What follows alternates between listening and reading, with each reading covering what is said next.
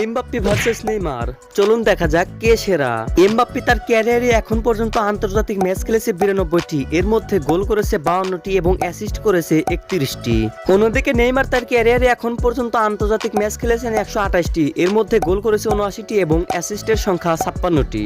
Mbappe এখন পর্যন্ত বিশ্বকাপ খেলায় অংশগ্রহণ করেছে 2বার, মোট গোল করেছে 12টি এবং চ্যাম্পিয়ন হয়েছে একবার। অন্যদিকে নেইমার এখন পর্যন্ত বিশ্বকাপ খেলায় অংশগ্রহণ করেছে 3বার, মোট গোল করেছে 8টি এবং এখন পর্যন্ত চ্যাম্পিয়ন হতে পারেনি।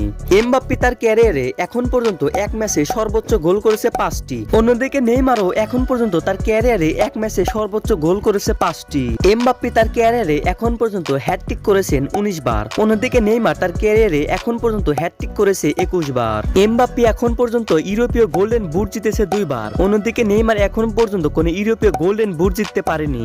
দর্শক, এখানে সংক্ষিপ্ত তথ্য দেওয়া হয়েছে, আপনার কাছে কে সেরা অবশ্যই কমেন্টে জানাবেন। আর এরকম ভিডিও আরো পেতে চাইলে অবশ্যই চ্যানেলটি সাবস্ক্রাইব করে রাখবেন।